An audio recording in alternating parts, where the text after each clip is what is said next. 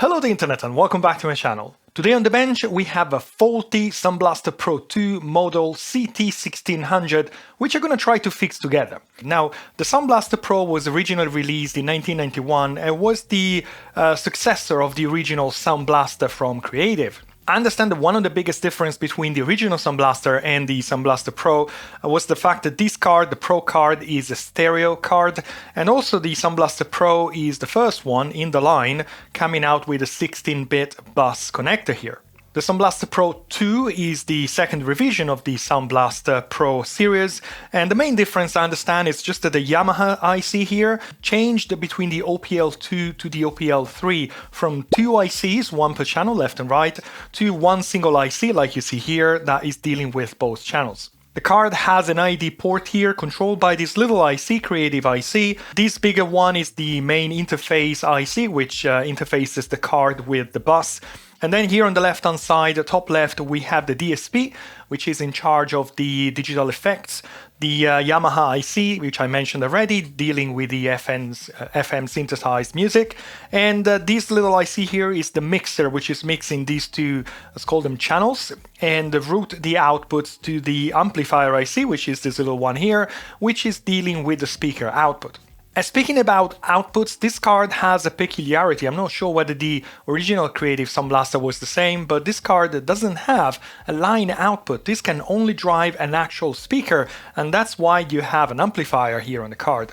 This card was sent by one of my viewers. Thank you very much for sending it, and sorry it's taken quite a lot of time. And the reason is I wanted to develop a little testing jig, which I'll show you in a second, which should hopefully facilitate my job when diagnosing ISA cards with tools like oscilloscope and multimeter. And this little tool is actually my very first PCB I've ever designed, so the little chance that it's going to work. And obviously it has been manufactured by PCBWay, who's sponsoring this video. But let me find a motherboard and put together a test bench so that we can plug this board, see what happens, and see if we can fix it. As you might imagine, this card is not plug and play, so there's a number of jumpers here to set the address, the RQ, and the DMA. I've set them all as the standard Creative Soundblaster environmental variable that all software basically is expecting. So let's plug the card into the motherboard, which is my Soyo SY5BT socket 7 with a Pentium 200 and 32MB of RAM, random ISA video card. If I remember correctly, it's been a while. I think the owner said that this card is only outputting noise. So let's plug it up and run some test utilities. Okay, I'm ready to power up in 3, 2, 1, go.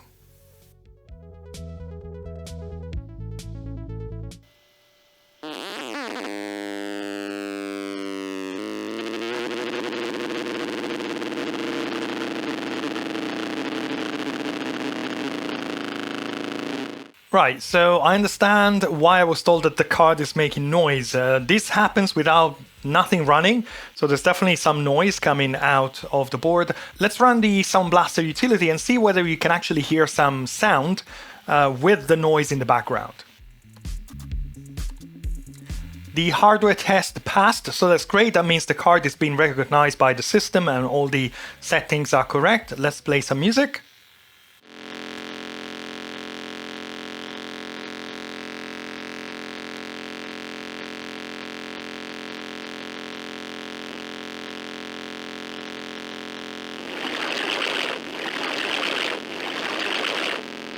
Well, it looks like the FM music doesn't play at all, but we do have some digitized sound. I don't know how it's supposed to sound, to be honest, but there is definitely something with the noise in the background. So I think what we're going to do is to follow the output, the speaker output of the card backwards. So we'll get the output of the amplifier IC, we'll confirm the noise is still there, then we'll check the input of the amplifier IC, we'll confirm whether we see noise there as well, and we'll go backwards until we stop seeing the noise, and that should tell us that IC that we're testing is the problem. And this is where my testing jig is coming into play. Let me show you. Now, when it comes to testing ISA card, I've always found that very difficult to do. Number one, because the card is wobbling here, and if you are using your probe, whether it's an oscilloscope or a multimeter, this thing will wobble, and chances are the system is going to crash and you have to start again. But most importantly, it's very difficult to probe pins which are facing down, because obviously you've got the motherboard. So if I wanted to probe, for example, the pins facing down on the main IC, it's more or less impossible. I can't see them from here. And again, the pins are facing down. The same is, I think this is a 245 IC. It's a pretty important one when it comes to buses. And the bottom pins are more or less unreachable. And yes, I could access them, but it's no ideal. So with the help of PCBWay and quite some time on my end, because I had to teach myself how to use PCB designer software, I've come up with this. This is supposed to be an ISA extender PCB. This is plugging into the board. There will be two ribbon cables coming out of this little card, going into this one where you're going to have an ISA socket here plugged into the PCB, and you're going to plug your card onto the ISA socket. So the idea is that this is going to be an extender and the board is going to rest on the bench, so it's going to be much easier to probe and to test. Obviously, being my very first design, I was expecting many mistakes in terms of whether this pin is actually going to the right place. I was totally expecting to have to play with the ribbon cables and flip them around or anything, but I've actually put one together already here with some ribbon cables. And surprisingly, for myself at least, the design was perfect.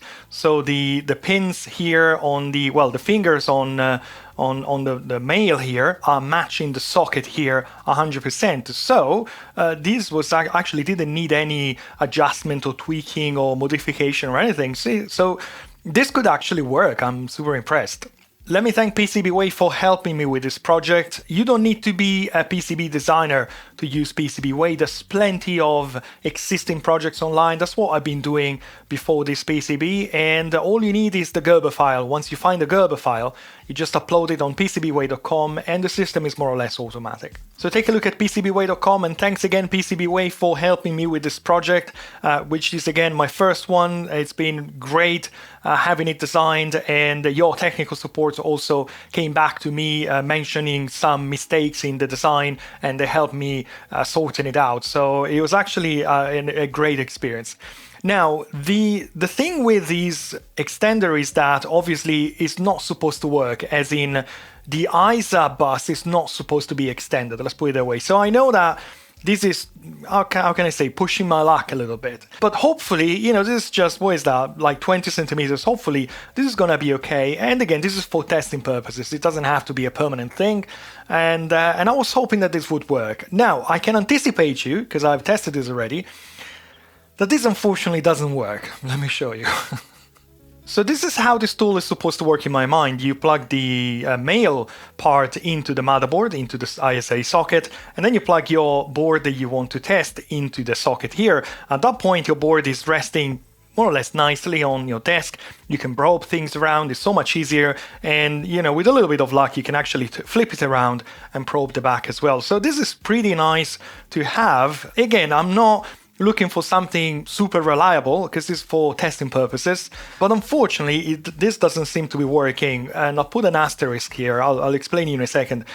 I've got the video card here connected to an ISO slot, and let's try and power this up. So it's the same system as before. There's no sound card, so let's turn the system on.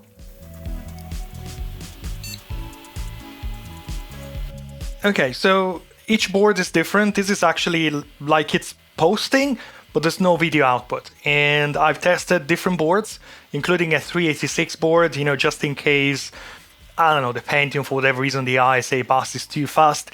But the thing is, either the card is not being recognized and you have the 8 beeps from the speaker, or you get something like this. So it says beep, which means I'm posting, but there's no video output.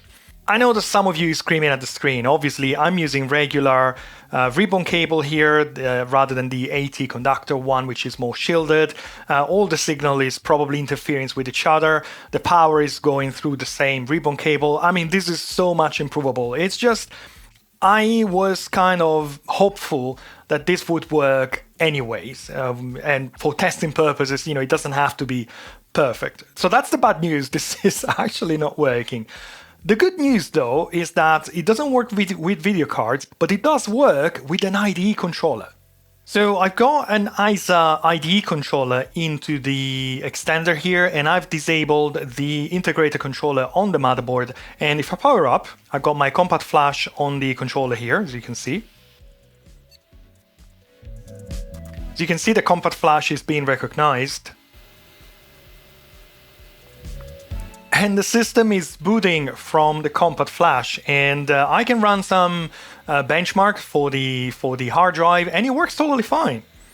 As you can see, I'm testing the compact flash, and it works. It doesn't fail. So that's telling me that the mechanical wiring is fine, and somehow the video card doesn't like it because of, I don't know. I need to find out, but I don't think I want to turn this video into a troubleshooting of my testing device here. What I'd like to try is whether a sound card can actually work from this device. So I have my Yamaha sound card. If it works, I guess we can kind of assume that my Sound Blaster also can work here. So let me get my Yamaha card.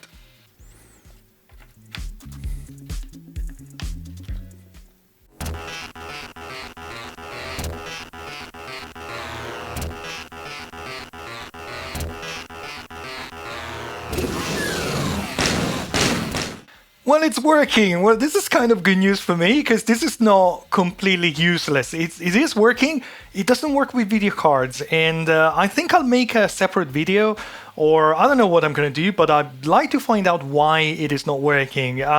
This is a 16-bit card. I don't know. As usual, if you know why this is not working, just let me know down below in the description. And to be clear, I do understand that, I would need a much better setup in terms of avoiding interferences between address lines and data lines and everything. I know it's that was going to be revision 2, so I think I'm going to gather all the recommendation from you guys and the retro web and anything I can find online and make a revision 2. But this is so cool. It is actually working. So thanks again, PCBWay, for this. I'm super happy with revision 1. Next step, let's plug the Sound Blaster into the extender and let's start probing around and find where that noise is coming from. Okay, I got the oscilloscope ready and I will start focusing on the amplifier IC, this little guy here, and it's very simple. It's a stereo amplifier and it's got 2 inputs and 2 outputs, one for the right channel, one for the left channel, of course. Got voltage coming in and ground. I can see that this IC can work with a variety of voltages depending on the power and the impedance that you need at the output. So it can go between 3 and 12 volts. And I also see a voltage regulator here. It's a linear voltage regulator. It's a 7809. So this is generating 9 volts, I guess, from the 12 volts line on the motherboard. So that might be the supply for the amplifier. We'll check in a second. We know we have noise at the output. So I'd like to probe the output and then we'll probe the relevant input and see if we have any noise at all. So I'm probing one of the outputs, one channel output, and the board is off, so I'll turn it on and wait until I can hear some noise coming from the speaker, and then I should be able to see that on the oscilloscope. Let's power up in 3, 2, 1, go. Okay, so I have the noise at the output. It's like square waves, so it's kind of digital noise. Let's see if the same noise is coming from the input. And yeah, it looks like the noise is coming from the input, which is not great, obviously. Let's check the other channel. That's the output. And this is the input. So yeah, it looks like the amplifier there is not a problem. Now let's check the supply voltage for the IC itself. It should be between 3 volts and 12 volts. Well, I have 1 volt per division, and my oscilloscope says that we are getting like 2 volts. So that doesn't look right. Also, yeah, the input is horrible, and it's only 2 volts. There's something might be wrong here. Now let's check what happens with a voltage regulator. If it's a 7809, I'm expecting, I would say, 12 volts in. So the input is this pin here. 3, 2, 1, go. And yes, I'm getting 11 point something. So that's definitely the 12 volts line from the motherboard. And let's see what we got as an output. Oh, we got 2. Oh, look at that. So the moment we have the noise, the supply voltage becomes a total mess. Absolutely a total mess. Look at that. It's got like 10 volts peak to peak. It looks like it's clipping or doing something. So I'm wondering whether there is something with this voltage regulator here. Oh, it's scorching hot, right? Okay, it's burning. The regulator is burning. It's burning. Oh, the amplifier is burning as well. Right. We have a short. We have a short somewhere. I have a feeling it could be the amplifier which is shorted, and the voltage regulator is supplying on a short. So eventually it overheats and it delivers that kind of voltage. And when you have that voltage, that gets translated into sound as a byproduct of the fact that it's not linear anymore, and you get the noise at the output. Why you have that at the input, I don't know, but I guess if the amplifier is shorted internally, anything can happen. So just out of curiosity, let me get my thermal camera and we'll take a look at this thing. But this is really, really hot. Oh gosh, I wasn't expecting that. All right, the thermal camera is out, and this one is the voltage regulator. This is the amplifier. Let's turn the motherboard on and see what happens. In 3, 2, 1, go.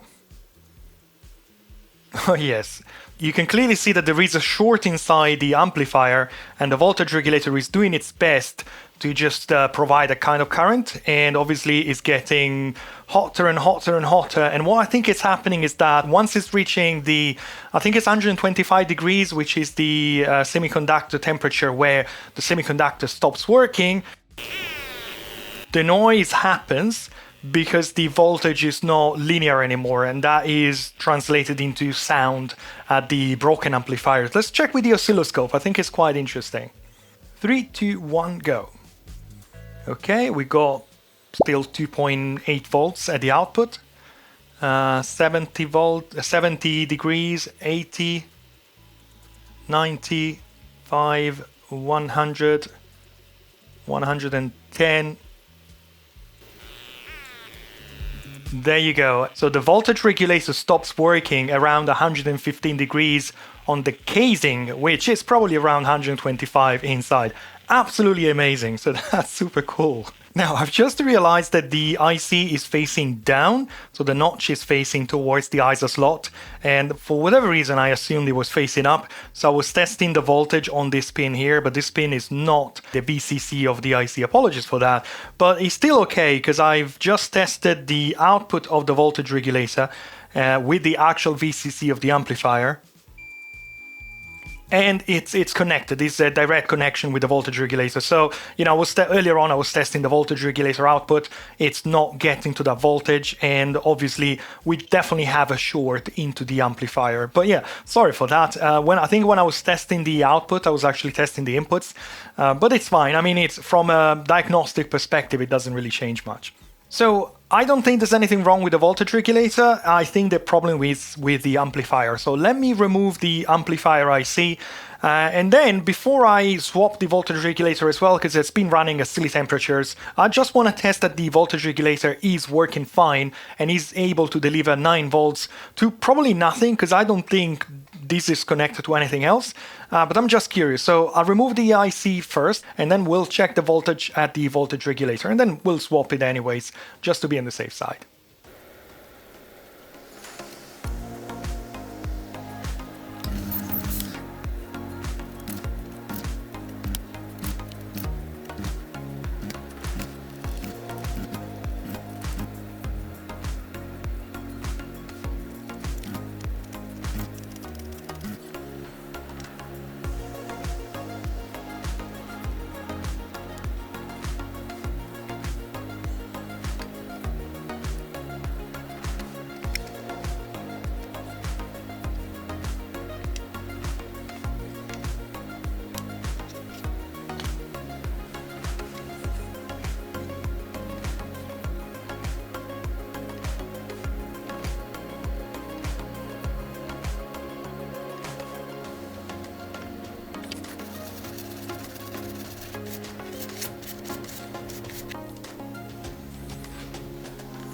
I've removed the amplifier IC. Let's check what happens to the voltage now out of the voltage regulator. 3, 2, 1, go. Yes, we got 9 volts out of the regulator, and the regulator is not getting scorching hot as before. So I would say let's get a replacement amplifier IC, plug it up, and see if this card actually works.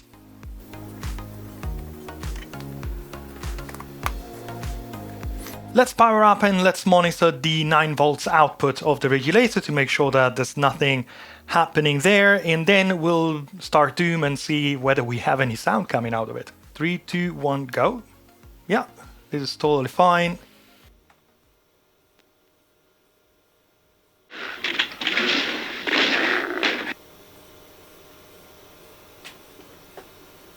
Right. It's kind of working. Well, the good news is we have sound, so the amplifier was definitely shorted, so happy days, but we don't have music, FM music, which I'm hoping is just a matter of configuration. If you remember, the FM was not working with the test utility as well, which is a bit concerning, because that might be that something else is going on. I can't think of the amplifier going bad and now suddenly the FM generation is not working. I'll have to experiment a bit with the FM, and hopefully it's just a matter of configuration or some kind of stuff.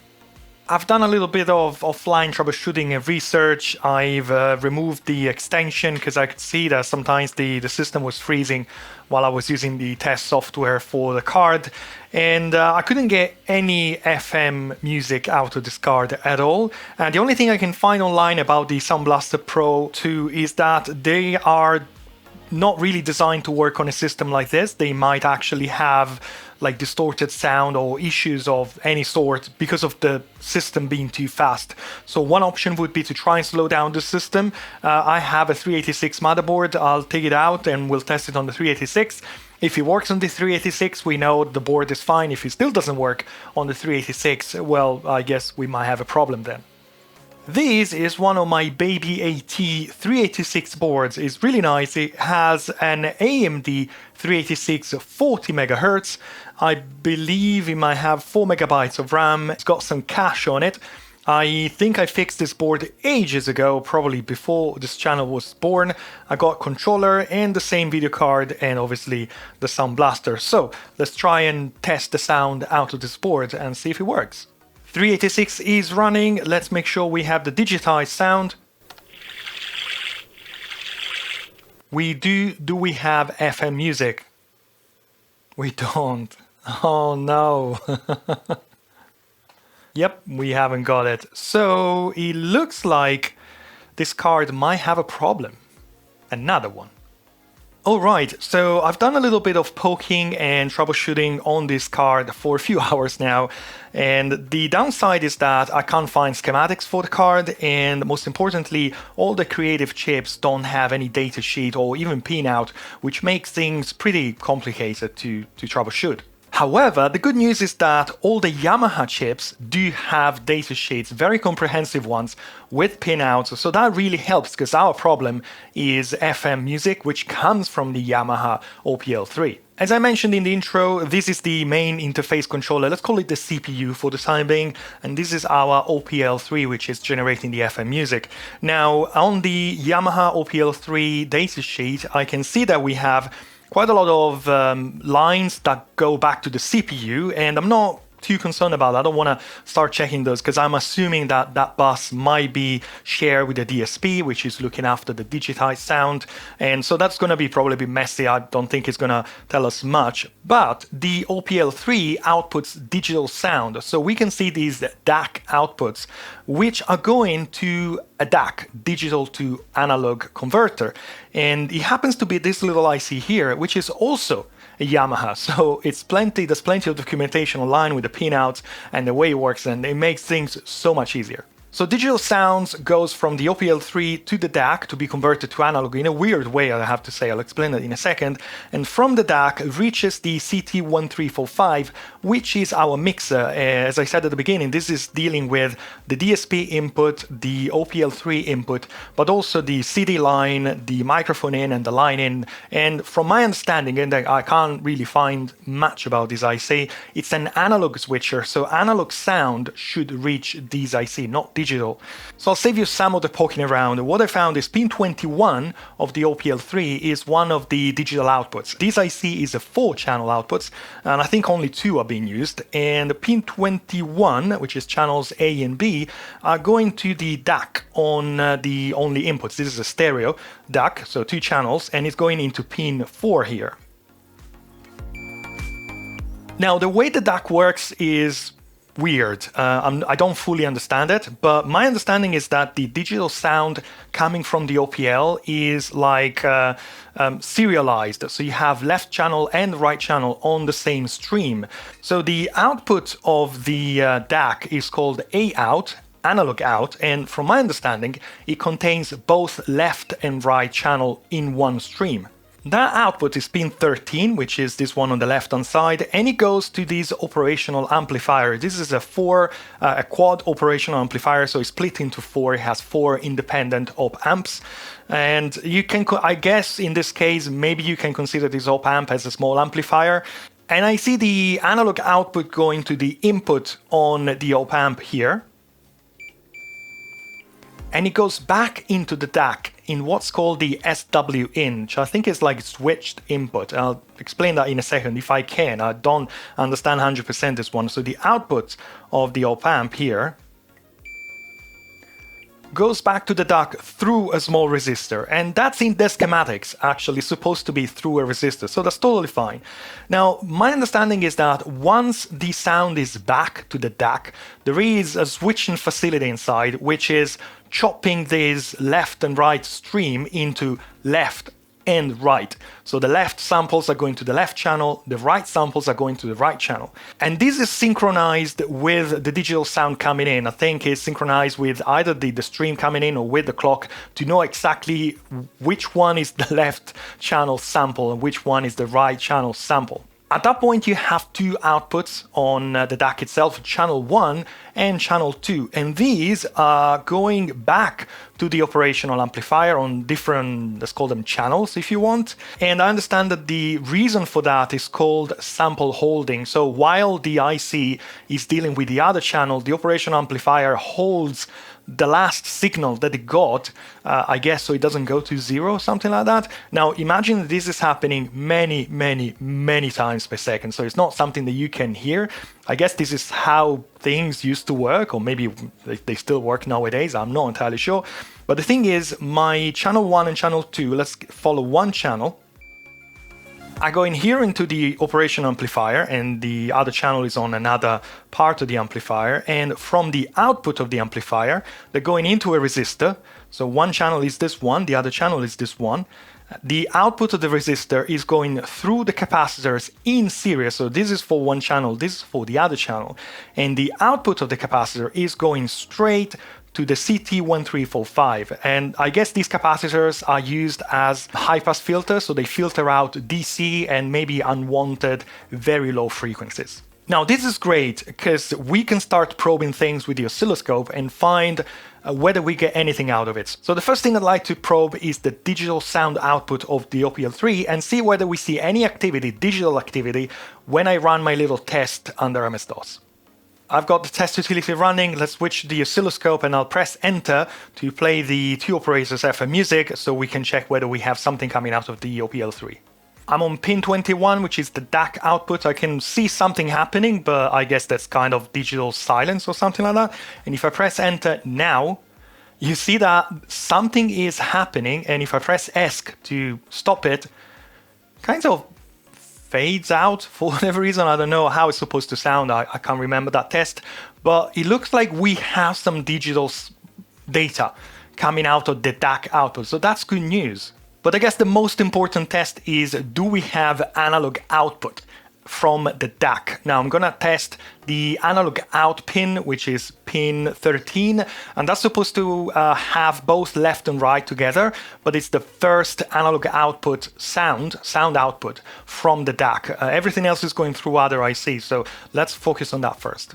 Let's play the FM music test and see whether we get any analog output out of this pin. 3, 2, 1, go.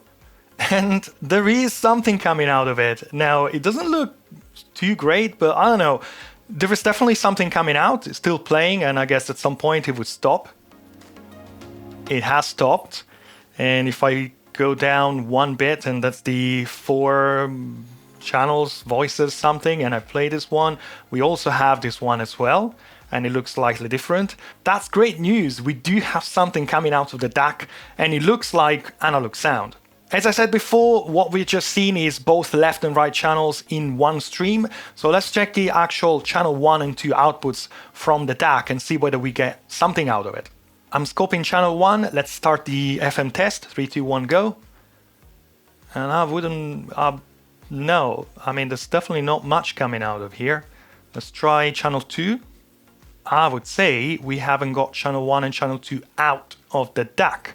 Now let's follow the analog output signal, which is going from the DAC into the operational amplifier. So let's check that the operational amplifier actually has an input. 3, 2, 1, go. And yes, I can see an input, and this is coming straight from the analog output pin from the DAC. So the sound is reaching the operational amplifier. Let's see the output of this op-amp. We should see something as well. 3, 2, 1, go. Aha! So we have an input on the op-amp, but we don't have an output. And there's really nothing, I mean, this op-amp is a simple device. It's got an input and an output, and I think that then it's going through a resistor, which we could check. There might be a capacitor as well, we can check. And that's it, it's going back to the DAC. So if the DAC doesn't get the sound back from the op-amp, well, then there's no sound. First things first, let's make sure that the op-amp has voltage coming in. It should be 5 volts. And yes, we do have 5.2 volts going to the IC, so, you know, there is voltage coming in. Now, according to the schematics, there's supposed to be a very small capacitor connected to the analog out signal, and if that capacitor is shorted to ground, I guess that might destroy the signal. So the signal is coming out, and rather than going into the op-amp, is going to ground through the shorted component. And if I'm probing the analog output pin, I found the capacitor in question. There it is, that's the capacitor. So let's check whether these by any chance is shorted to ground. And it's not, it's reading 5.8 mega ohms. I guess that's fine for a capacitor. There's probably no point in reading capacitance here.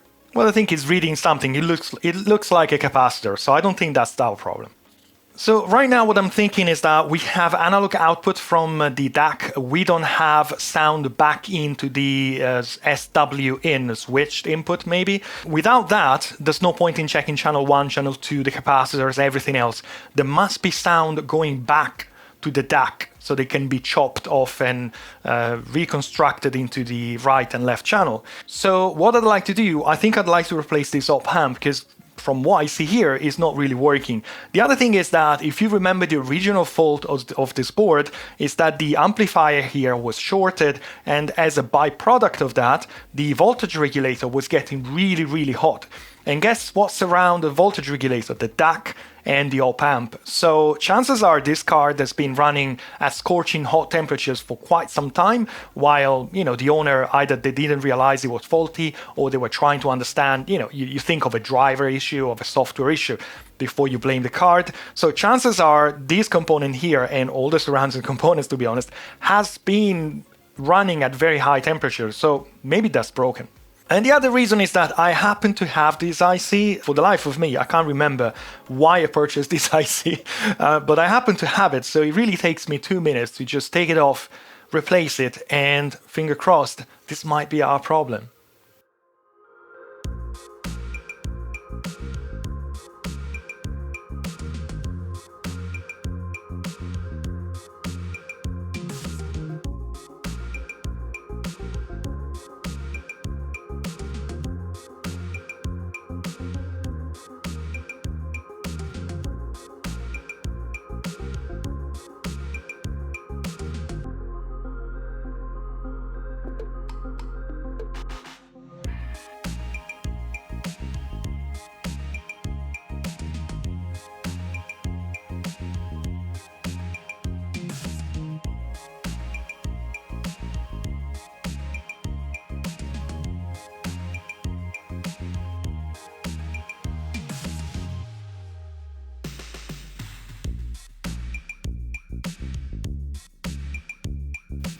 The card is back on the testing bench. Let's check with the oscilloscope whether we get anything out of it. I haven't connected the speaker just because I want to check with the oscilloscope first. This is the input of the op amp or the output of the DAC, same thing. So let's test the sound, 3, 2, 1, go. Yeah, we do have sound as we had before. Let's stop this and let's move to the output of the op amp. I'm on the output. Will it work? Let's try it. 3, 2, 1, go. Yay! We got sound out of the op amp. Let's plug the speaker and see if we actually get the FM sound back from the Sound Blaster. Real life test. Will it work? 3, 2, 1, go.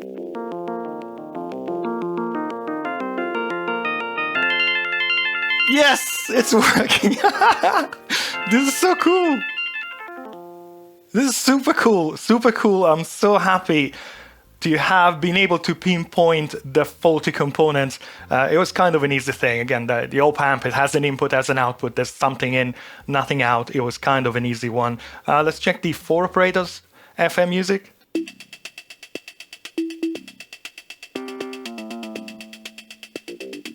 This is my version of the 8-bit, what is that, Adrian's Digital Basement dance, party dance, something like that.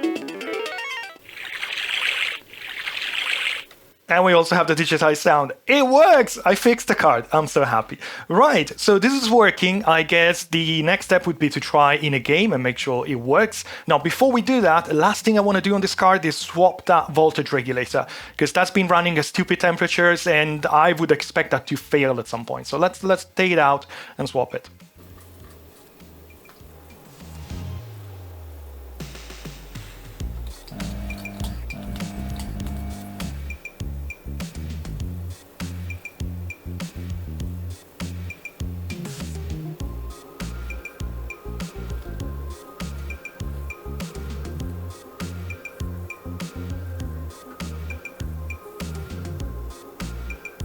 Replacement voltage regulator is in. Let's double check that the voltage output is correct before we do our test. So it should be 9 volts.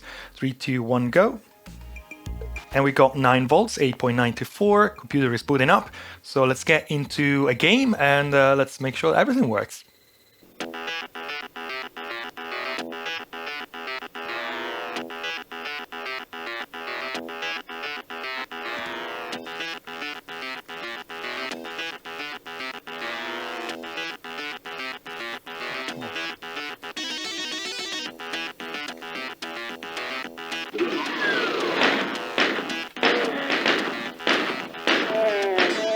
Well, I guess we reached the end of the video and I'm really happy with this repair. At the beginning it seemed like a simple thing, just a short, which is still interesting and it's nice to have a simple repair every now and then, but kind of boring, like, oh yeah, it's burning, I replaced it, it works.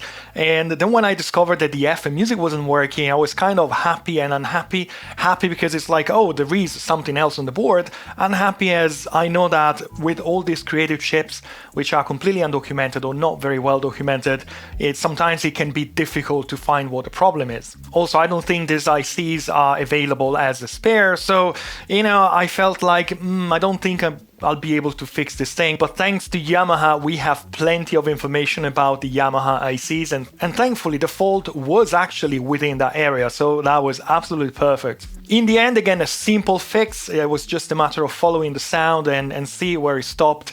But at the same time, it's actually nice that I was able to find the IC, the faulty IC, replace it and fix the board at first try without having to, as someone says, like throw components at the board and see what happens.